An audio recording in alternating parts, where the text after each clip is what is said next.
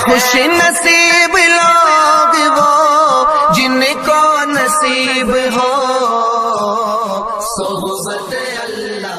راہ ولی میں وہ تاثیر دیکھی، بدلتی ہزاروں کی تقدیر دیکھی۔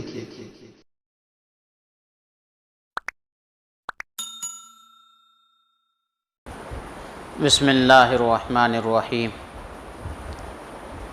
میرے محترم بزرگوں اور میرے پیارے عزیز دوستو، اللہ پاک کا بے پناہ شکر ہے، اس کا احسان ہے کہ اس رب کائنات نے ہم سب کو عشاء کی نماز باجماعت پڑھنے کی توفیق مرحمت فرمائی۔ نماز سے پہلے آپ نے وضو فرمایا ہے۔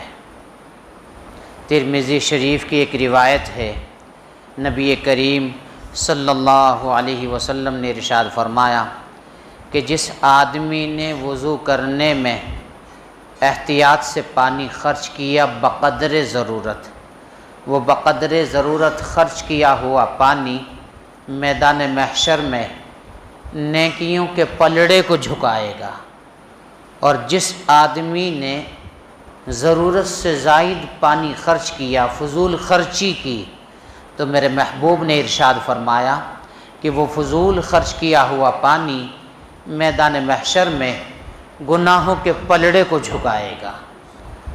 پانی عظیم نعمت ہے، اللہ پاک ہم سب کو اس کی قدردانی کی توفیق نصیب فرمائے۔ اللہ پاک نے ہمیں اور آپ کو بے شمار نعمتوں سے نوازا ہے۔ کوئی انسان اس چیز پر قدرت نہیں رکھتا کہ وہ اللہ پاک کی دی ہوئی تمام نعمتوں کو شمار کر سکے، چاہے وہ کمپیوٹرز والے ہوں، چاہے وہ سائنسداں والے ہوں، یا سرکاری کھاتوں کا حساب کتاب چیک کرنے والے ہوں۔ صوفیان کرام فرماتے ہیں کہ اگر اس انسان نے اللہ پاک کی دی ہوئی کسی بھی نعمت کو استعمال نہیں کیا، خالی سانس سانس لے رہا ہے، تو صوفیان کرام فرماتے ہیں کہ انسان 24 گھنٹے کے اندر 24,000 سانس لیتا ہے، اور ایک سانس کے اندر 2 نعمتیں پائی جاتی ہیں۔ سانس کا اندر جانا یہ بھی نعمت ہے، اور سانس کا باہر آنا یہ بھی نعمت ہے۔ پتہ چلتا ہے کہ اگر اس انسان نے رب کائنات کی دی ہوئی کسی بھی نعمت کو استعمال نہیں کیا، خالی سانس سانس لے رہا ہے، تو سانس سانس کے ذریعے سے اس غلام نے اپنے بادشاہ کی دی ہوئی 48,000 نعمتیں استعمال کی۔ اس کی آنکھ کتنی بڑی نعمت ہیں، اس کے کان کتنی بڑی نعمت ہیں، دل اور دماغ کتنی بڑی نعمت ہیں، ہاتھ اور پاؤں کتنی بڑی نعمت ہیں۔ اگر اللہ پاک اپنے کسی بندے سے ایک نعمت کو چھین لیں، دنیا کے اندر کوئی طاقت ایسی نہیں کہ اس کو وہ نعمت عطا کر سکے۔ تو میرے عزیز دوستو، ابھی آپ نے عشاء کی نماز پڑھی ہے، دعا کرے اللہ پاک ہماری اس نماز کو اپنی بارگاہ میں قبول فرما لے۔ شیخ الہند مولانا محمود الحسن صاحب دیوبندی رحمۃ اللہ علیہ مالیٹا کی جیل سے واپس آنے کے بعد ایک رات بعد عشاء دارالعلوم دیوبند میں تشریف فرما تھے۔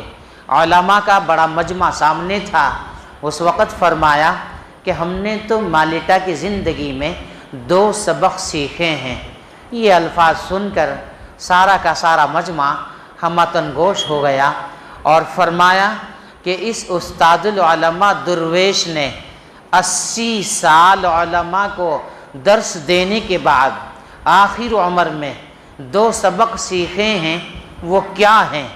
تو فرمایا کہ جہاں تک کہ میں نے جیل کی تنہائیوں میں غور کیا اور دیکھا کہ اس دنیا کے اندر مسلمان دینی اور دنیاوی ہر حیثیت سے کیوں تباہ و برباد ہو رہے ہیں، تو اس کے 2 سبب معلوم ہوئے۔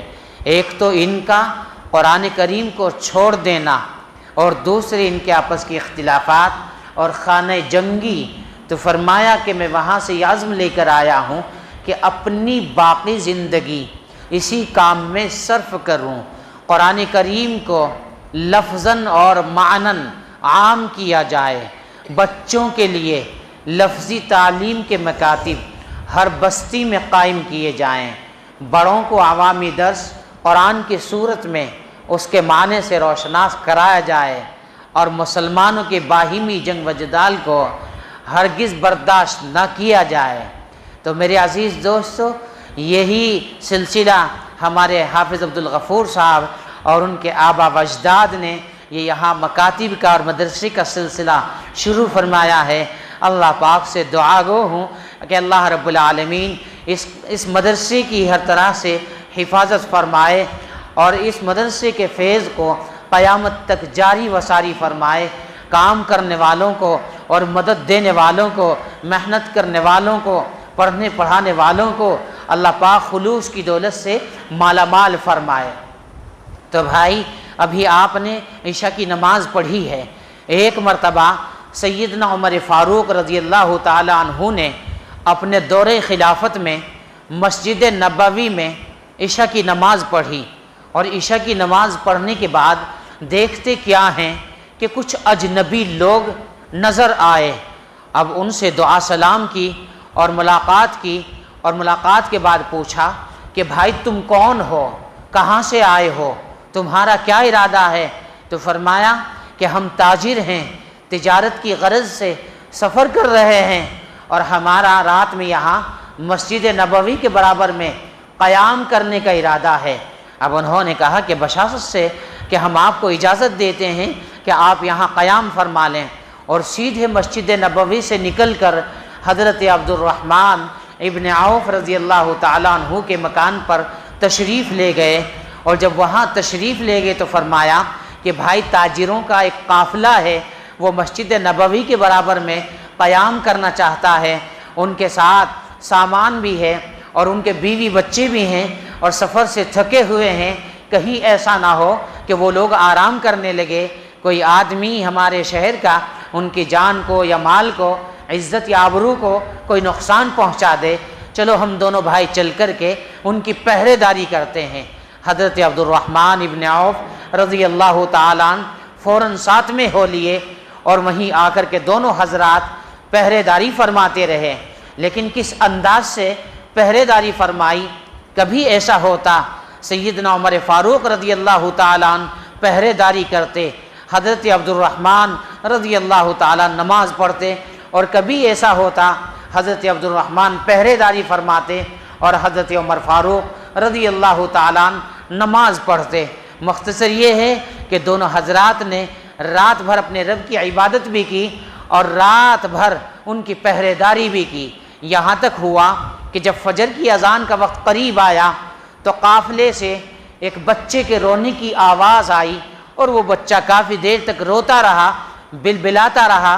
سیدنا عمر فاروق رضی اللہ تعالیٰ عنہ سے رہا نہ گیا، قافلے کے قریب تشریف لے گئے اور بلند آواز سے جا کر فرمایا کہ تو کیسی ماں ہے، تیرا بچہ رو رہا ہے، بلبلا رہا ہے، اور تو چین اور سکون کی نیند سوئی ہوئی ہے۔ فرمانے لگی کہ نہیں، میں سوئی نہیں ہوں، میں جاگی ہوئی ہوں، اور یہ بچہ اس لیے رو رہا ہے کہ میں اس بچے کا دودھ چھوڑانا چاہتی ہوں، یہ بچہ دودھ چھوڑنے کے لیے تیار نہیں ہے۔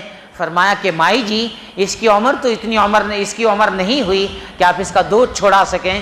تو فرمایا کہ گھر کے خرچ میں بڑی دقتیں ہیں، بڑے پریشانیاں ہیں، اور ہمارے جو خلیفۃ المسلمین حضرت عمر فاروق ہیں، جو بچے دودھ چھوڑ دیتے ہیں وہ ان کا وظیفہ متعین کر دیتے ہیں، اس بچے کا جو وظیفہ آیا کرے گا اس سے گھر کے خرچ میں کچھ آسانی ہو جایا کرے گی۔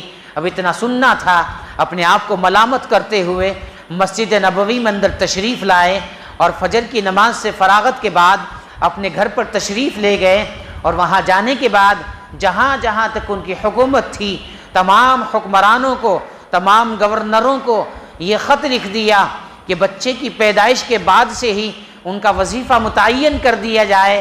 عمر فاروق میدان محشر میں کس بچے کے رونے کا جواب دے گا؟ تو یہ آج جو حکومت ہند لوگوں کو وظیفے کی شکل میں یا پینشن کی شکل میں یا کچھ اسکیموں کی شکل میں کسی بھی انسان کو کچھ مدد پہنچاتی ہے، کچھ وظیفہ متعین کر دیتی ہے، تو یہ سیدنا عمر فاروق رضی اللہ تعالیٰ عنہ کی دین ہے، اور یہ جو آج دنیا میں عدالتوں کا نظام قائم ہے یہ بھی سیدنا عمر فاروق رضی اللہ تعالیٰ عنہ کی دین ہے۔ اللہ پاک نے ہمیں اور آپ کو ایسے ایسے بادشاہ مرحمت فرمائے۔ ایک صحابی دین کا کام کرنے کے لیے تشریف لے گئے، جب وہ دین کا کام کرنے کے لیے تشریف لے گئے، باہر رہنے کی مدت 1 دن نہیں، 2 دن نہیں، مہینہ نہیں، 2 مہینے نہیں، 6 مہینے نہیں، سال نہیں، 1.5 سال نہیں، بلکہ چند دن کم 2 سال گزری۔ جب 2 سال کے بعد واپس گھر پر تشریف لائے تو آ کر کے دیکھتے کیا ہیں کہ بیوی حاملہ ہے، بچے کی ولادت قریب ہے۔ ان سے کچھ کلام نہ فرمایا، غصے میں سرخ ہو گئے۔ فوراً جا کر کے انہوں نے سیدنا عمر فاروق رضی اللہ تعالیٰ عنہ کے یہاں مقدمہ دائر کر دیا۔ سیدنا عمر فاروق رضی اللہ تعالیٰ عنہ نے فوراً یہ فیصلہ دے دیا کہ اس عورت کو پتھروں سے مار مار کر ہلاک کر دیا جائے اور اس کو ختم کر دیا جائے۔ اتنا سننا تھا، بہت ساری صحابی عورتیں اور بہت سارے صحابی، کسی کے ہاتھ میں اینٹ ہے، کسی کے ہاتھ میں رسا ہے، کسی کے ہاتھ میں زمین کھودنے کا سامان ہے۔ چند عورتوں نے ادھر سے پکڑ رکھی ہے، چند نے ادھر سے پکڑ رکھی ہے، چادر میں ان کو لپیٹ رکھا ہے، جنگل کی طرف لے جا رہے تھے۔ اور اسی راستے سے حضرت معاذ رضی اللہ تعالیٰ عنہ یہ بھی تشریف لا رہے تھے۔ مجمع کی بھیڑ بھاڑ کو دیکھ کر فرمایا، بھئی یہ کیا معاملہ ہے، خدا ہی خیر کرے۔ کسی نے کہا کہ فلاں صحابی کی بیوی ہیں، وہ دین کا کام کرنے کے لیے کہیں باہر تشریف لے گئے تھے، چند دن کم 2 سال کے بعد واپس گھر پر تشریف لائے، آ کر کے دیکھتے کیا ہیں کہ بیوی حاملہ ہے، بچے کی ولادت قریب ہے۔ ان سے کچھ کلام نہ فرمایا، غصے میں سرخ ہو گئے۔ فوراً جا کر کے حضرت عمر فاروق کے یہاں مقدمہ دائر کر دیا، اور انہوں نے فوراً یہ فیصلہ دے دیا کہ اس عورت کو پتھروں سے مار مار کر ہلاک کر دیا جائے، ختم کر دیا جائے۔ اب اتنا سننا تھا۔ حضرت معاذ رضی اللہ تعالیٰ عنہ نے فرمایا کہ اگر میں ہوتا تو فیصلہ کچھ اور ہی کرتا۔ اب یہ جواب سن کر صحابی رسول دوڑے ہوئے حضرت عمر فاروق رضی اللہ تعالیٰ عنہ کے پاس تشریف لے گئے، اور وہاں جانے کے بعد فرمایا کہ حضرت معاذ یہ فرما رہے ہیں، تو فرمایا کہ ان سب کو روک دو اور حضرت معاذ کو میرے پاس بلاؤ، صحابہ کو اکٹھا کرو، اس عورت کو بھی یہاں حاضر کرو۔ اور حضرت معاذ کو بلایا، اور بلائے جانے کے بعد فرمایا کہ وہ آپ کیا فیصلہ کرتے؟ تو حضرت معاذ رضی اللہ تعالیٰ عنہ نے فرمایا کہ جب یہ باہر سے تشریف لائے، آ کر کے انہوں نے بیوی کو اس حالت میں دیکھا، آ کر کے بیوی سے کچھ سوالات کرتے، وہ جوابات دیتی، اور جوابوں کے تحت مقدمہ دائر کیا جاتا۔ اور آپ کی غلطی دوسری یہ ہے کہ اگر اس کو اس جرم میں یہ سزا دی جا رہی ہے، جو بچہ پیدا ہونے والا ہے اس کا کیا قصور ہے، ایک کے ساتھ ساتھ دوسرے کو کیوں ہلاک کیا جا رہا ہے؟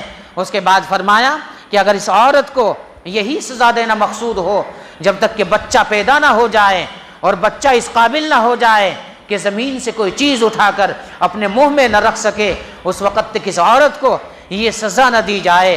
ادھر سیدنا عمر فاروق رضی اللہ تعالیٰ عنہ نے اعلان کر دیا کہ عمر فاروق اس قابل نہیں ہے کہ امت کے فیصلوں کو انجام دے سکے۔ مورخین لکھتے ہیں کہ اس کے بعد ہمیشہ حضرت عمر فاروق رضی اللہ تعالیٰ عنہ کے دور خلافت میں حضرت معاذ رضی اللہ تعالیٰ عنہ ہی فیصلہ فرماتے رہے۔ تو اللہ پاک نے مذہب اسلام کو ایسے ایسے بادشاہ مرحمت فرمائے۔ اب اس عورت کو جیل خانے پہنچا دیا گیا، چند مدت کے بعد بچہ پیدا ہو گیا، بچہ اتنا حسین و جمیل کہ انہی صحابی کی ہم شکل، ذرے برابر بھی فرق نہیں۔ مدینہ طیبہ کی عورتیں دیکھنے کے لیے آئی کہ فلاں صحابی کے یہاں لڑکا پیدا ہوا ہے، بڑا ہی خوبصورت ہے۔ اس صحابی رسول نے جب دیکھا تو اس کو اٹھا کر کے سینے سے لگا لیا اور برجستہ یوں عرض کیا کہ یہ بچہ تو میرا ہے، کسی اور کا بچہ نہیں ہے۔ یہ واقعہ تو یہاں تک مکمل ہو گیا۔ ہمارے امام اعظم ابو حنیفہ رحمۃ اللہ علیہ کے نزدیک بچہ کم سے کم اپنی ماں کے پیٹ کے اندر 6 مہینے رہ سکتا ہے، اور زیادہ سے زیادہ 2 سال تک۔ اور بعض بچے ایسے بھی پیدا ہوئے ہیں کہ جن کے ماں کے پیٹ میں داڑھی اور مونچھ بھی نکل آئی تھی۔ مسلمان کو قدم قدم پر مسائل کی ضرورت ہے، عبادت کی درستگی بغیر مسائل کے نہیں ہوتی۔ تو مختصر یہ عرض کرنا ہے کہ اگر کسی بچے کا نکاح کر دیا جائے اور وہ بچہ دیندار نہیں ہے مسائل سے واقف نہیں ہے، یہ اسلامی زندگی اس کی نہیں ہے۔ اگر تاریخی اعتبار سے مکمل 6 مہینے کے بعد بچہ پیدا ہو رہا ہے تو میں سمجھتا ہوں کہ لا علمی کی وجہ سے، معلومات نہ ہونے کی وجہ سے وہ برجستہ یوں کہنے پر مجبور ہوگا کہ میرے نکاح کو تو 6 مہینے ہوئے ہیں، یہ بچہ میرا نہیں ہے، کسی اور کا بچہ ہے، تو 2 گھر برباد ہوں گے، لڑکے والے کا بھی گھر برباد ہوگا اور لڑکی والے کا گھر بھی برباد ہوگا۔ اس لیے مسلمانوں کو قدم قدم پر مسائل کی ضرورت ہے، اور بلکہ حضرت عمر فاروق رضی اللہ تعالیٰ عنہ نے تو اپنے دور خلافت میں تمام مدینے میں یہ اعلان کر دیا تھا کہ کوئی آدمی جو مسائل نہیں جانتا وہ دکان پر بیٹھ کر کوئی سامان نہ بیچ سکے، جو انسان مسائل نہیں جانتا وہ مدینہ طیبہ میں تجارت نہ کر سکے، اور جو مسائل نہیں جانتا وہ راستوں پر نہ بیٹھ سکے۔ تو میرے عزیز دوستو، اگر عبادت کو درست کرنا ہے تو اس کے اندر مسائل کی ضرورت پڑتی ہے، تو ان کو سیکھنا ضروری ہے۔ ہدایہ کی شرح میں لکھا ہے کہ 2 لاکھ مسائل ہیں جن کا سیکھنا، جن کا جاننا ہر مسلمان پر فرض ہے۔ 1 لاکھ مسائل تو نماز سے متعلق ہیں، اور 1 لاکھ مسائل معاملات سے متعلق ہیں۔ معلوم ہوا کہ معاملات آدھا دین ہے جس کے ہم لوگ ذرے برابر پرواہ نہیں کرتے۔ حضرت خواجہ نظام الدین اولیاء رحمۃ اللہ علیہ فراغت کے بعد کسی پیر کی تلاش میں نکلے، 24 سال تک دور دراز کے پیدل سفر کیے، لیکن کوئی ایسا آدمی نہیں ملا کہ جس کے ہاتھ پر بیعت ہو سکیں۔ 24 سال کے بعد پتہ چلا کہ اجودھن پاک پٹن شریف میں حضرت بابا فرید شکرگنجی رحمۃ اللہ علیہ تشریف فرما ہیں، وہاں تشریف لے گئے، جا کر کے حضرت سے بیعت ہونے کی درخواست کی۔ حضرت نے فرمایا کہ بھائی بیعت ہونے کا جب ہی فائدہ ہوتا ہے جب اپنے ذمے کسی دوسرے کا حق نہ ہو۔ تو فوراً یاد آیا کہ پڑھنے کے زمانے میں لالا سے کتابوں کی جلد بندوائی تھی، لالا کے 2 پیسے ہیں، ان کو واپس کرنے کے لیے جا رہا ہوں۔ اب اجودھن پاک پٹن شریف سے دلی میں تشریف لائے، نہ راستے متعین تھے نہ سواریوں کے انتظامات تھے۔ آ کر کے تحقیق کی پتہ چلا کہ لالا نے کافی دنوں سے کام چھوڑ دیا ہے بڑھاپے کی وجہ سے۔ اس کے پاس گھر پہنچے اور جا کر کے معذرت چاہی، اور وہ 2 پیسے واپس کیے۔ واپس کرنے کے بعد جب جا کر کے حضرت سے بیعت ہوئے، پورے ہندوستان کی سرزمین پر ایسا مرتبہ اور ایسا رتبہ چند ہی بزرگوں کو ملا۔ حقیقت بھی یہی ہے کہ اگر کسی کے 2 پیسے کسی کے پاس ہوں گے تو کل قیامت کے روز 700 نمازیں مقبول دلوائی جائیں گی۔ اگر 700 نمازیں مقبول نہیں ہوں گی، جتنے گناہ اس کے ہوں گے وہ بھی اسی کے ذمے تھوپ دیے جائیں گے۔ اول تو ہم نمازیں پڑھتے ہی نہیں، اور اگر پڑھتے ہیں تو کس ڈھنگ سے، کس طریقے سے ہم نماز ادا کرتے ہیں، اور کتنی نمازیں ہماری اللہ کے یہاں مقبول ہوں گی۔ تو میرے عزیز دوستو، مذہب اسلام میں امانت کی بڑی تاکید فرمائی ہے۔ ان اللہ یأمرکم ان تؤدوا الامانات الی اہلھا، کہ بے شک اللہ تبارک و تعالی تمہیں حکم دیتے ہیں امانت کا، کہ جو جس کی امانت ہے اس کی امانت اسی کے پاس پہنچا دی جائے۔ خلیفۃ المسلمین سیدنا عمر فاروق رضی اللہ تعالیٰ عنہ نے کس قدر اہتمام کیا۔ ایک مرتبہ حضرت عمر فاروق رضی اللہ تعالیٰ عنہ نے اپنے دور خلافت میں تمام مدینے کے لوگوں کو مسجد نبوی میں جمع فرمایا، اور جمع فرمانے کے بعد منبر پر تشریف لے گئے اور فرمایا کہ اے لوگوں، تم میری بات سنو اور مانو۔ ایک بوڑھی عورت کھڑی ہو کر کے کہنے لگی کہ اے عمر، نہ ہم تیری بات سنیں گے نہ ہم تیری بات مانیں گے۔ اتنا سننا تھا، حضرت عمر فاروق منبر سے نیچے تشریف لے آئے، اور تشریف لانے کے بعد فرمایا ایسی مجھ سے کیا غلطی ہوئی کہ نہ میری بات سننے کے لیے تیار ہیں اور نہ ماننے کے لیے تیار ہیں۔ فرمانے لگی کہ آپ نے تمام مدینے کے لوگوں کو 1 چادر تقسیم کی تھی، آپ کے پاس 2 چادریں ہیں، آپ نے امانت میں خیانت کی ہے، اس لیے نہ ہم آپ کی بات سنیں گے نہ ہم آپ کی بات مانیں گے۔ فرمایا اس کا جواب میرے بیٹے عبداللہ دیں گے، عبداللہ کو بلاؤ۔ حضرت عبداللہ رضی اللہ تعالیٰ عنہ بلائے گئے۔ بلائے جانے کی بعد فرمایا کہ بیٹے ان کے اس اعتراض کا جواب دو۔ انہوں نے فرمایا کہ والد محترم نے جو تمام مدینے کے لوگوں کو جمع کیا وہ کسی اہم مقصد کے لیے، ان کا کرتا پھٹا ہوا تھا، کرتا ایک دم سے سل کر کے تیار نہیں ہو سکتا تھا، جو انہوں نے کرتے کی جگہ استعمال کر رکھی ہے وہ میری چادر ہے، اور جو تہبند کی جگہ استعمال کر رکھی ہے وہ میری چادر ہے۔ اللہ پاک نے مذہب اسلام کو ایسے ایسے بادشاہ مرحمت فرمائے ایک مرتبہ سیدنا عمر فاروق رضی اللہ تعالیٰ عنہ نے اپنے دور خلافت میں تمام مدینے میں اعلان کر دیا کہ کوئی آدمی دودھ میں پانی نہ ملائے. رات بھر گشت کرتے تھے، پہرے داری کیا کرتے تھے. ایک گھر سے آواز آ رہی تھی، ایک بوڑھی عورت کے بولنے کی اور ایک جوان لڑکی کے بولنے کی. وہ بوڑھی عورت کہہ رہی تھی اس جوان لڑکی کو کہ اس دودھ میں پانی ملا دو. کہنے لگی کہ امیر المومنین نے اعلان کر دیا ہے کہ کوئی بھی دودھ میں پانی نہ ملائے، اس لیے میں دودھ میں پانی نہیں ملا سکتی. وہ بوڑھی عورت کہنے لگی کہ کیا امیر المومنین یہاں دیکھ رہے ہیں؟ فرمانے لگی کہ اگر امیر المومنین نہیں دیکھ رہے ہیں، امیر المومنین کا خدا تو دیکھ رہا ہے. یہ الفاظ اپنے کانوں سے سنے، تشریف لے گئے. صبح فجر کی نماز پڑھنے کے بعد اس گھر پر تشریف لائے اور اس بچی سے کہا کہ رات کا ماجرا بیان کرو. لڑکی نے وہ واقعہ ہو بہو دہرا دیا اور فوراً اپنے بیٹے حضرت عبداللہ کو بلایا اور نکاح کر لیا. معلوم ہوا کہ اس زمانے میں لوگ امانت داری اور دیانت داری کو دیکھتے تھے. جب اس بچی کو نکاح کرنے کے بعد اپنے گھر پر تشریف لے گئے، جب وہ دارالقضا تشریف لے جایا کرتے تھے تو کہا کرتے تھے کہ بیٹی ان الفاظوں کو اپنی زبان مبارک سے دوبارہ پھر دہرا دو. وہ لڑکی سامنے آتی اور وہ کہتی کہ عمر فاروق یہ نہیں دیکھ رہے ہیں تو عمر فاروق کا خدا تو دیکھ رہا ہے.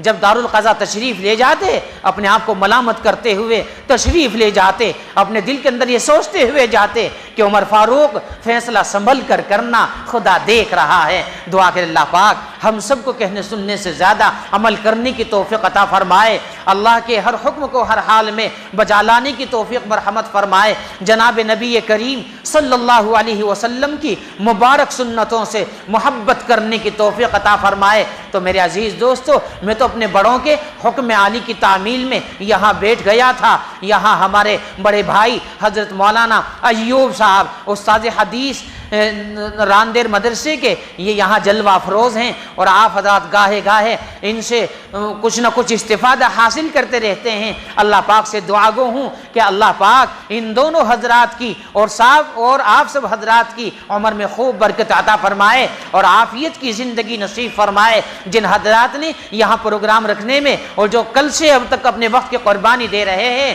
اللہ پاک سے دعا گو ہوں اللہ پاک اس قربانی کا نعم البدل دونوں جہان میں مرحمت فرمائے. سبحان اللہ و بحمدہ. بھئی آواز نہیں آ رہی؟ سبحان اللہ و بحمدہ، سبحان اللہ العظیم، سبحان اللہ و بحمدہ، سبحان اللہ العلی العظیم و بحمدہ، استغفر اللہ، استغفر اللہ. اب میں سلام کروں گا، سب اس کا جواب دے دینا. اب دعا کے لیے کہنے کی کوئی گنجائش نہیں رہے گی، کیونکہ سلام سے بڑی کوئی دعا نہیں ہوتی.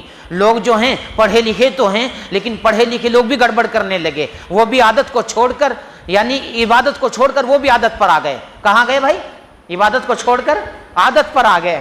بلکہ عادت کو چھوڑ کر عبادت پر آ جاؤ، طبیعت کو چھوڑ کر شریعت پر آ جاؤ، کام بن جائے گا. تو سلام خود ایک بہت بڑی دعا ہے. السلام علیکم ورحمۃ اللہ وبرکاتہ. 3 دعائیں میں نے آپ کو دے دی اور 3 دعائیں آپ نے مجھے دے دی. اللہ پاک عمل کی توفیق عطا فرمائے. صلی اللہ